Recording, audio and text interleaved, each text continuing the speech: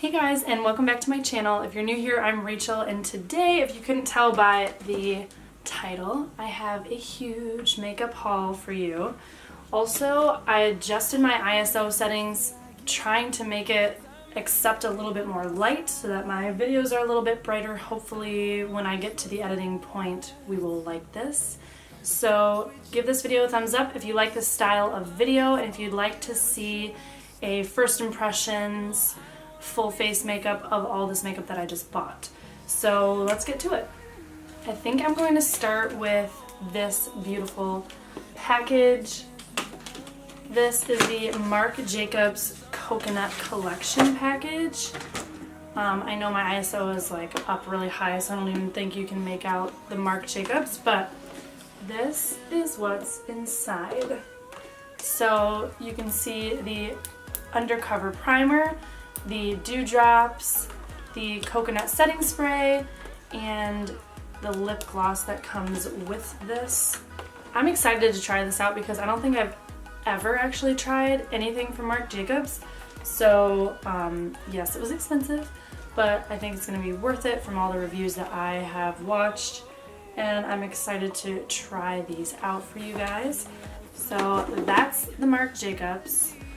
I think without even realizing it, I kind of got everything you need for every step along the way for your makeup. So like this, for instance, has the primer and the dewdrops, which you could use as a highlight, and lip gloss, and a setting spray.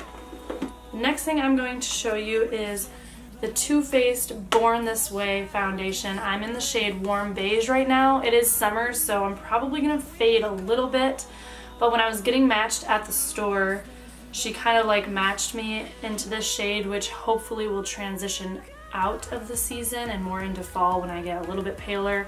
Hopefully it won't be too dark for me. So this is oil-free, but it is a luminous foundation, and it's a medium to full coverage. I don't really like full coverage foundations anyway. I don't really need it. I just kind of like putting foundation on to help all my other products go on a little bit more smoothly. I like the packaging of this. Again, hopefully my ISO or my aperture isn't up too high so that you can like at least see this a little bit, but it does have a pump applicator, and the packaging is just super duper pretty. I've never bought a high-end foundation, so this is my first time using a high-end foundation. I'm really hoping that I love it. Next up is the Tarte Park Avenue Princess Highlighting and Contour Palette. I'll open that up so you can see what this looks like. Again, the packaging is like what really stole my heart. When you open it up, it has a ton of shades here to work with. This is like a warmer highlighting shade, and then a cooler highlighting shade, and then cool tone contours and some warmer tone contour shades. And the reason I really like this is because I like to do my friends' makeup, my sister's makeup. My skin color changes kind of drastically throughout the year, so it's just kind of nice to have all the shades you could possibly need or want into one palette. So I'm really excited to try this out. Right now, obviously, I would be a little bit of a warmer, more golden shade, whereas in the winter time, I'd probably use something a little bit cooler, so I'm excited to have this for the rest of the year. Moving on to a setting powder. Again, I've never actually used a high-end setting powder, and the one that I picked up was the Becca Soft Light Blurring Powder in Golden Hour. The problem with me and setting powders is that I do get a little bit oily around my nose, and sometimes on my forehead, although my forehead is super weird because sometimes it's dry and other times it's oily, so I don't know what's going on with my combination skin, but it's very annoying. And the setting powders that I've used prior to this one have all been just like too chunky, and so it looks like chunks are coming off throughout the day. So it's like really, really cakey and not comfortable on my skin. So honestly, most of the time I don't even set my concealer or set anything with a powder just because it doesn't look very nice on my skin. But then my makeup wears off throughout the rest of the day, so I really wanted to try a higher end setting powder. This is supposed to be really, really finely milled, which just means that the grains of the powder are very, very, very small. So it should feel pretty silky. It shouldn't. I also find it really odd that sometimes setting powders will say translucent, but they're actually colored. And so when you put them on your face, it like makes your skin dark or it makes your skin too light. So this is kind of like a peachy color, and I'm hoping that this does not do the same thing that some of those other lower end products have done on my face. So we will see. I am excited about this.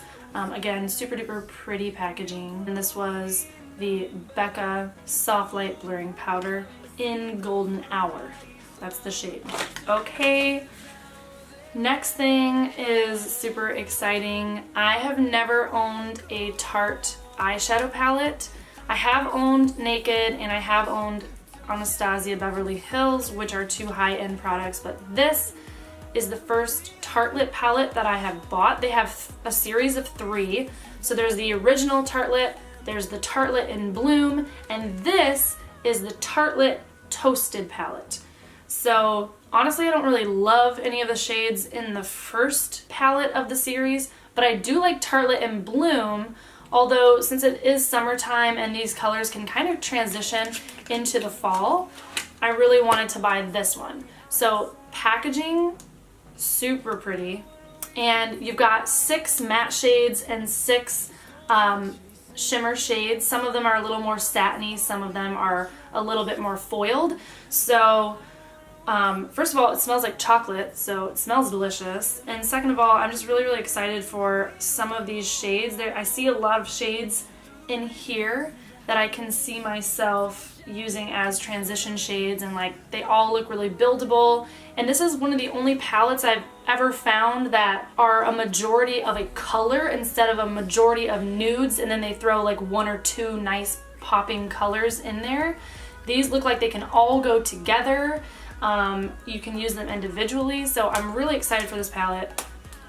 Hopefully I'll start going a little bit more out of my comfort zone when it comes to doing my own makeup. So this will be fun to do if you guys want to see a first impressions full face makeup tutorial video. So you guys can kind of see along with me how I really like all of these products that I'm showing you today. Most of the things that I've just shown you have all been high-end, although I did pick up one drugstore brand. It's Milani, and honestly I thought that they stopped selling their makeup products, because I remember when I was looking for stuff from Sonia Kashia, I was looking in Walmart and Target and other drugstores, and all they sell is brushes, makeup bags. So I was like, I guess maybe the same thing happened to Milani and nobody sells their products anymore. But I did find a whole entire aisle dedicated to the Milani brand in Ulta the other day. So I picked up this gorgeous summery, kind of like peachy pink with a little bit of a shimmer in there, blush shade. It's the number 5 Luminoso shade from Milani. It's one of their baked blushes, and just really, really pretty. The only other blushes that I have are from ABH, and they're all very pinky. This is more of like a peach orange undertone, and that just looks way better on my skin. So I'm excited to give that a try as well for a more summery blush. Honestly, although Milani is technically a drugstore and they are priced at drugstore prices, almost every beauty guru has something from them, whether it's a highlight shade, a bronze shade, a blush. Most people speak pretty highly of that brand, so if you're trying to save some money and you're looking for one brand that kind of can be an all-around one-stop shop for you, Milani might actually be a great pick. They did just come out with a new eyeshadow palette I wish I could remember what it's called. It's called Golden something, and the packaging is really pretty. It kind of reminds me of some of the Too Faced or some of the Tarte packaging. So go check them out if you're trying to save yourself some money, but you still want well-performing products. Up next, I'm going to be talking about the Urban Decay All-Nighter Spray. This is the Pollution Protection All-Nighter Spray. So it's the same spray, it's just protecting against pollution on your face. A lot of people have said that no matter what setting spray they use, they break out. This is supposed to help protect against that. So again, never used a high-end setting spray. I've heard lots about this, nothing but positivity, so I'm excited to give it a try. Moving on to lips, I probably should have just went ahead and done these along with the other Marc Jacobs products that I showed you, but these are for the lips. They are lipsticks. The first one I'm going to show you is the Marc Jacobs Kiss Pop. It's kind of cute packaging. It looks like a little pencil almost. And when you open it up, it's a very summery orangey red. So it's a red, but it's definitely got some orange undertones, which is perfect for the summertime. So I'm excited to try that out. And then the other one I got was part of the Le Marc collection, and it's in the shade Editrix. And this one, the packaging is a little different. It's just black and it's got a little magnet that connects the top to the bottom. And this is like a dark chocolatey brown. This could also be really pretty even in the summer, although it is a fall shade. You could do like a very nice yellow or orange eyeshadow look and then pop some of this on your lips and that'll pull it all together. So I'm excited to try both of those. And then the next two products I'm going to show you were actually just gifts from the store for buying whatever price point of makeup that you have to buy in order to get a gift, I guess. But this one is by Becca, and it's a First Light priming filter, so I'm assuming that it's a primer. Little pocket size, so it'd be cute to just stick in my purse in case I need to do my makeup on the fly. And then this is just a little pocket-sized smoothing primer. It's supposed to be a base, so I will probably use this for my eyelids. Very small, but it's still really chic. Gold top, a smoky glass bottom, and the product inside looks very whipped and fluffy, so that'll be nice to try out. Again, I'm probably gonna just use this on my eyes as a base before I put any shadows on. Last but not least, we are already reaching the end of the video. Yesterday, it's so funny, I was like, I have so much makeup to show you, I'm so excited. It's gonna take me like an hour to film it. It's been like 10 minutes.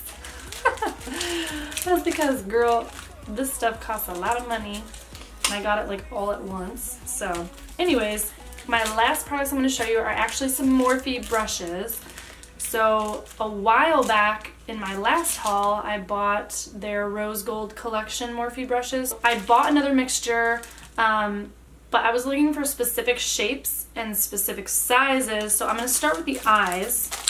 I bought both the M514 and the M518. They're both blending brushes. This one's just slightly smaller and more precise. This one is a tiny little bit fluffier.